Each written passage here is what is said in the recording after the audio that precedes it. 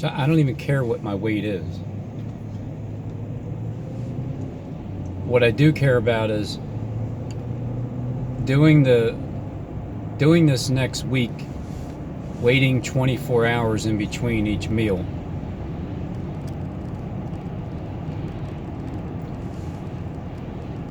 I mean, it's not that hard to do at all, because I'll explain it like this. Every day you're still eating something, but the time period in between is stretched out. When I ate yesterday at around, say, 11 a.m. to 11:30 a.m. Sunday, and I had some eggs, and my son cooked some chicken, fresh chicken wrap, Caesar wrap, and that was 24 hours ago. But I just sat down and ate breakfast yesterday, which was Saturday, and then today I ate Sunday. When I decide not to eat anything else today, then I'll wait 24 hours until I eat something again. I figured today will be between the time frame of 11 and 6, and then I'll shut it down, whatever it is. I might not eat anything. I just have I'm giving myself the option to do it, but I know that when I'm done, the last thing, if it's at 6, well, then that's the last time I eat, and then I won't eat anything until at least 6 tomorrow, which is Monday. And I can do the same thing each day and then not have anything 24 hours in between.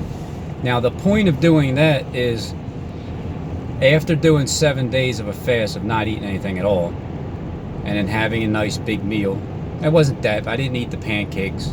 I actually was going to bring him home to my son, and I left them on the table, and I forgot.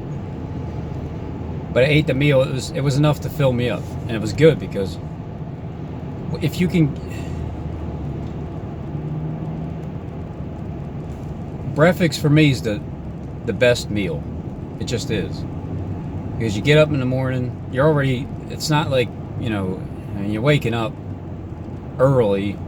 Anybody has to go to work early, and it's just something that, I don't know, you look forward to, and it holds you over for the rest of the day. It really can. The main thing is about the self-control, not falling away from the 7-day fast and just hopping right back into eating whatever and whenever. There needs to be a limit to it until I can get my weight down to what it should naturally be. And the only way that I can see the natural weight that it needs to be is when I look and I see that my stomach doesn't lap over my belt. Not that there's a big lap, it's just there still is, and which means there's still fat that's on my body that needs to go. The 7-day fast was 14 pounds because I was overweight. When you get down to closer to your natural weight and you fast, then it'll be 1 pound a day, if not a half a pound a day, depending on how much body fat you have. And that's the key, is to get down to the average weight that you are.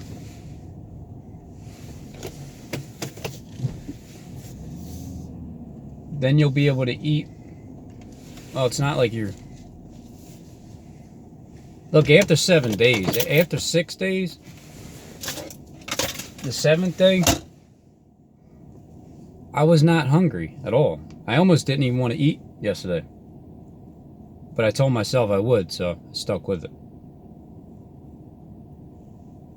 But you just got to set your mind to it. You have to just set your mind to it and do it, and that's it. If you're not going to do it, then you're not going to set your mind to it. And you're going to be screwed from before you even start. So this is all just a trial run. I'm no expert. I don't have much experience with fasting. I fasted 3 times 7 days of my life. The first time was in jail when I worked in the kitchen, and that was a pretty big challenge. Well, no, I worked in the commissary, which was even more of a challenge because there's candy all over the place, and we could eat whatever we wanted to. That's the benefits of having a job, when you're in jail. And everybody was, offering me their lunch, and it's a powerful thing to be able to not do what everybody else does. That's the part that, see, the hardest thing to do is, all right, well, again, when you think about you're not going to eat food for an entire week, it's tough, because how can it be tough? It's something you do every single day for your entire life. It's just what you do. So to actually do something you've never done before, that is the high. That's the natural high. That's the part that overrides the feeling of, I can't eat anything today all week. Oh my God. The challenge of doing something you've never done before in your life and conquering something that has always weighed you down, literally weighed you down. It's a great feeling to finally get past 7 days, and then to know that you set your mind to it again. So this week my mind is set there. I'm not going, when I'm done, and the latest time that I'm going to eat will be 6 o'clock. That's it. It's either my last meal is going to be dinner, and then that's it. But I'll try to keep it to where I eat more earlier. That way I can burn everything off. Because when I'm at work, I'm constantly moving around. A lot of times with this job, because it's like freaking 9 stories up in the sky, and climbing stairs to get there.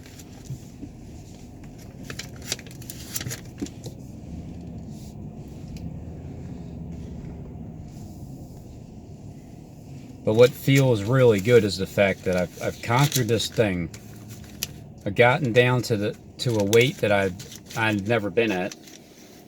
I mean, I'd been there before when I was a teenager, probably before I was a fat kid.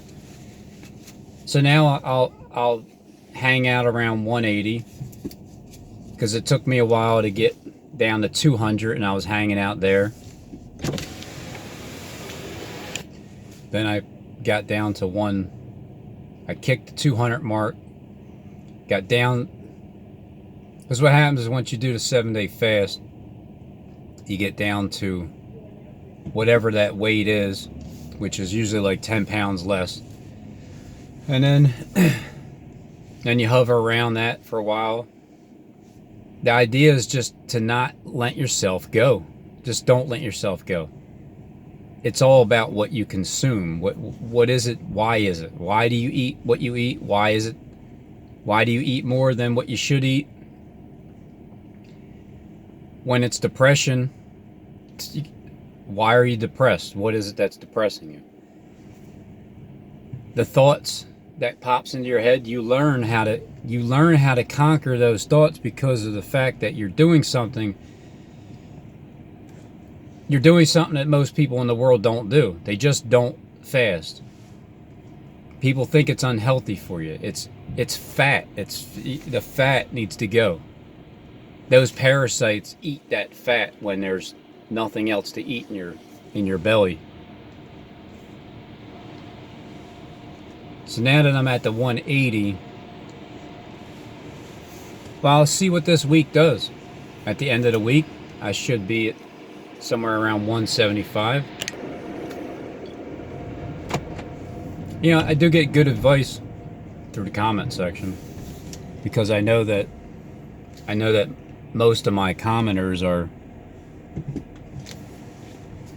even if they're agents, I'm getting honest feedback, because I know that from before, being clung to it, flatteries, and just trying to figure out who's who and why people are saying the things they are. And then like people like Tony Camps, like put my credit card up there in live stream. That's, and then for some reason like people start hacking my shit. But hey, look, it's all good. I forgive you. My credit's shot now anyway. I let it go. It's just like stepping away from. I don't have any credit cards. Well, Mac card. But that's it. But you did say, not to lose weight too fast, because naturally what happens is you have the skinny fat. You become flabby. However, this has been going on for, I think it was since last year. That the Work Out Your Own Salvation video was the beginning of it. That's when I was tired of just being heavy. Just tired of being heavy. I set my mind to it at that point. Said I would get down to I think I said 190, might have been 180. Either way, if it was 180, I'm at that point, and it took about a year of changing your habits, turning them into new patterns, using little examples each day, just with anything mentally. It's a mental challenge towards whatever it is that you're doing. And the main thing is your eating habits. The eating habits. And then here's what happens. People get discouraged with the weight, because you can literally see 20, like step on a scale, 20 pounds is gone. But then you look at yourself and it's like, what the fuck? Because that's what happened to me. Get down to 200, and I'm looking like, man, 20 pounds, what the hell? Then I get down to another 20 pounds, I look like, what the fuck? More? Yeah, I mean, more. But I'm not used to looking thinner, because I've always been a heavier set person, just a husky built dude, but not always in shape. So when you do the push-ups, when you do some kind of workout, when you have a routine and you slowly start losing the weight and you take it off, then you're not going to be flabby like that. But no matter who you are, I don't care who you are, I don't care how much weight you are or aren't, doing a 7-day fast is the key to getting your mind situated, to control these thoughts that are popping in your head, to control which direction they go. You can't stop the thoughts ever. Nobody can stop thoughts from coming into their head. You can only slow them down. They just keep coming, they keep coming, they keep coming. We are eternal beings. If you ever notice, if you sit still and you just keep your eyes closed, it's always, everything always swirls. When you're looking in your mind's eye, you close your eyes, everything swirls. Everything's moving. It's like light. It's like flashes. It's just light. I mean, I don't know how to explain it besides we have electricity inside of us, and everything's constantly moving and pumping. So even when you sit still, you're never going to stay still per se. You're just gonna, you're keeping yourself calm, but there's always a movement of flashes and pulses.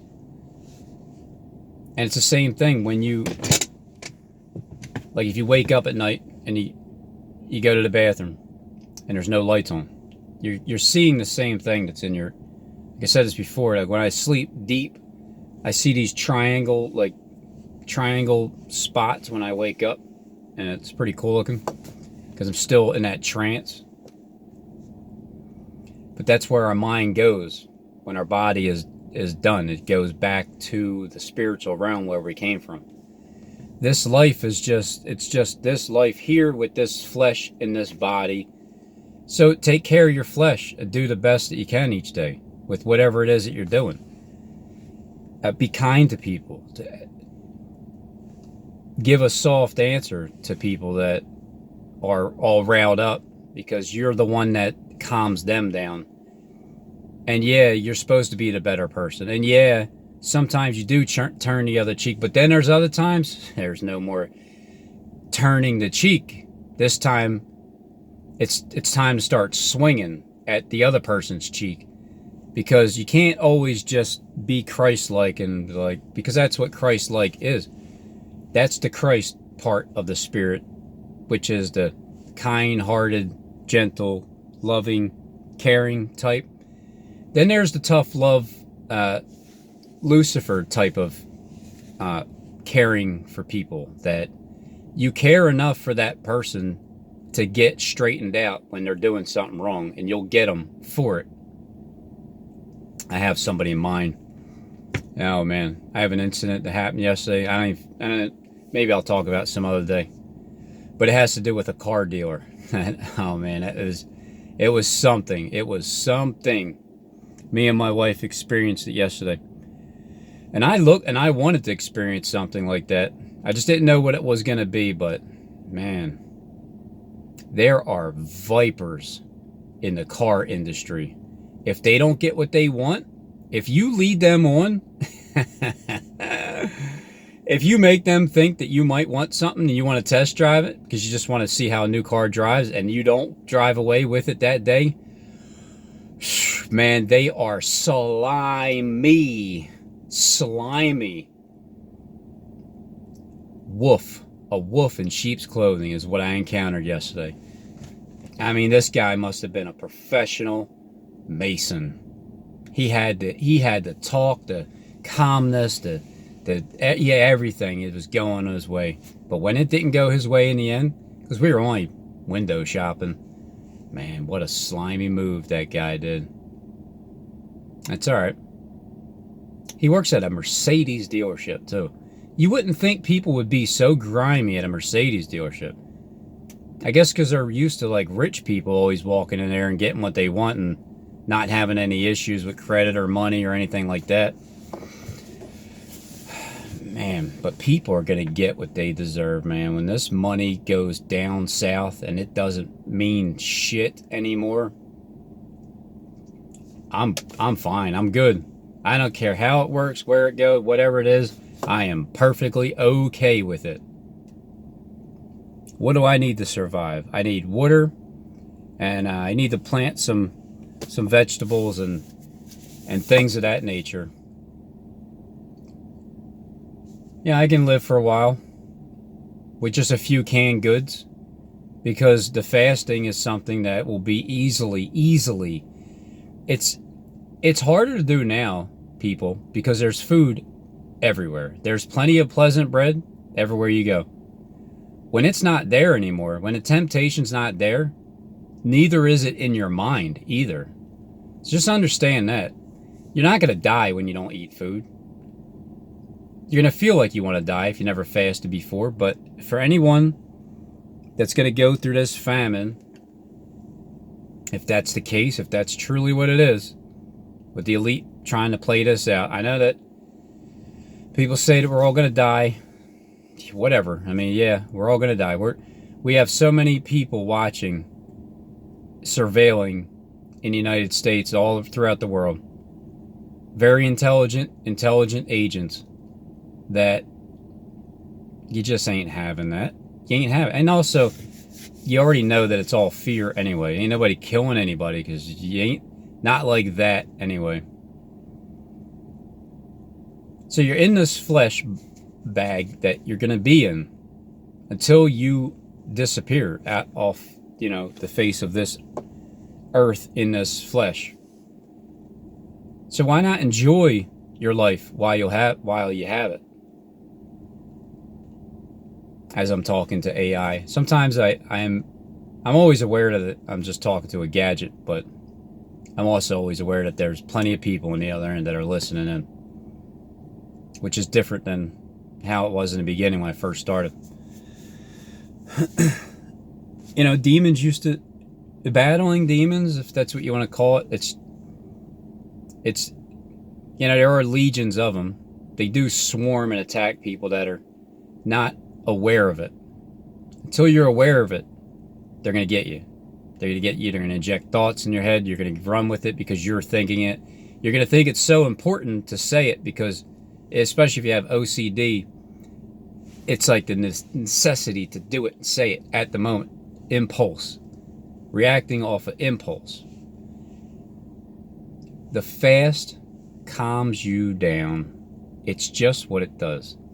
If nothing else, if it ain't about the weight, if you don't lose any, which is impossible, but if you don't lose any weight and you don't eat for 7 days and you're overweight, if you're not losing weight, well, then then you must be lying. You must be cheating. You must not be doing it right. But if you're losing weight, if nothing else, what you gain is the patience, the ability to, because impulses pop into your head. These thoughts pop in. I'm hungry. Let me go get some Doritos. I gotta get a Snickers bar. I'm gonna have a bag of Doritos today, and I'm going to have a Snickers bar. But once 6 o'clock rolls around, that's it. I mean, beforehand, maybe. I have my breakfast. I feel good. My stomach feels tight. It doesn't. It's one of the things that, you know, once you start feeling that you can actually feel the muscles behind your flesh. It's after 44 pounds is gone and you start seeing that's also another motivation. But the main thing is the patience. Patience. How do you gain patience? You fast. How do you fast? You stop eating. You just stop eating. What? You stop eating. Oh yeah, here's a quick story. When I was working, I don't think I said anything, but when I was on my 6th day of fast, maybe I did. I said it to my kid because he was wondering, because he was impressed with how after 6 days of me not eating, he said, "Man, that must take some discipline." I'm like, "Thanks, kid. It does, and it helps you develop patience too." But where I was working at, right, the lady, she bought everybody lunch, cheesesteaks, fries, and I had to tell them that I didn't want to. I'm fasting for 6 days. Yeah, I think I did tell you guys the story, yeah? But I'm going to tell you again whether I did, because I know I said it to somebody. And then after, when I told her that I haven't eaten, she's like, "You haven't eaten in 6 days?" I'm like, yeah, I'm fine, you know. But the surprise look like, oh my God, I don't even know. And then she felt bad, like, because she bought the food. I'm like, "Look, I'm fine, okay?" And then I took the cheesesteak and I just gave it to the other guy that was downstairs. But when they look at you like, "What?" And I know the feeling too, because if I used to look at people that would fast, like the guy St. John over in Africa, he would always talk about his fasting. I'm like, and I would just look at him like, "Man, I just feel sorry for you. You're not eating. Like, what are you torturing yourself for?" No, it's not torture. The torture is not doing it. The torture is not experiencing the feeling. It is a natural high. You want to get high? Don't eat food for 7 days. Not 3.5, 7. The entire 7-day period. Because it's 3.5 days is okay if you want to do that too. But the ultimate goal is to get that 1 week under your belt. Because it's a 7 full days. You know how much can be cured in 7 days with everybody doing a 7-day fast? If the entire world did a 7-day fast, it would change everybody's life forever. Not everybody's going to learn the same thing, but it's a beginning point of where, hey, I already did that. I did a 7-day fast before. I'll do it again. And as that person becomes more and more patient when you're talking to them, and you know it and you see it, you're going to know that it's because of that. Because normally, the thought is, all right, what am I going to get? I'll get cheesesteak. I'll get, oh wait, no, I'm not eating today. Oh, crap. I forgot. And then you stick with it. And then as time goes by, after the first 3.5 days, 4 days, you get your energy back. You start becoming more stronger mentally because what you're doing is you're turning down the impulse thoughts of eating something. Go grab a Snickers, Rob. Go grab a bag of Doritos. Just order a cheesesteak. Just get a hamburger, cheeseburger, whatever. Chicken burrito. Anything. Cream chip beef. Steak and eggs. Every time a thought pops in your head, it's like, yeah, I would sure would love to eat that, but I'm not going to. Nice try, Satan. I know you offer these things. No thanks. I appreciate your offer. I really do, but no thanks, Satan.